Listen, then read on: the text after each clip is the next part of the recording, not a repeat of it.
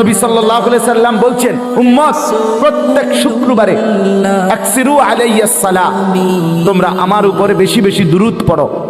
ফাইন্না সালাতাকুম মা'রুদাতুন ইলাইয়া, কেননা জুমার দিন তোমাদের দুরূদ শরীফ আলাদাভাবে ফেরেশতা আমি রাসূলের সামনে আমার রওজা পাকে পেশ করে। সেই দুরূদ কি জিলাফি দুরূদ? কথা বলেন না কেন? তো তাইলে সেটা কোন দিন পড়বেন? সেটা কখন পড়বেন? নবী সাল্লাল্লাহু আলাইহি সাল্লাম বলেন, আমার যেই উম্মত প্রত্যেক শুক্রবার দিন আসরের পরে 80 বার একটি দুরূদ শরীফ পড়বে, আল্লাহুম্মা সাল্লি আলা সাইয়্যিদিনা মুহাম্মাদিন নাবিয়্যিল উম্মি ওয়া আলিহি ওয়া সাল্লিম তাসলিমা, এই দুরূদ শরীফটা আমার যেই উম্মত প্রত্যেক শুক্রবার দিন আসরের নামাজের পরে বৈশা পড়বে, রাসূল বলে আল্লাহ তাআলা তাকে 80 বছরের গুনাহ মাফ করে দিবে।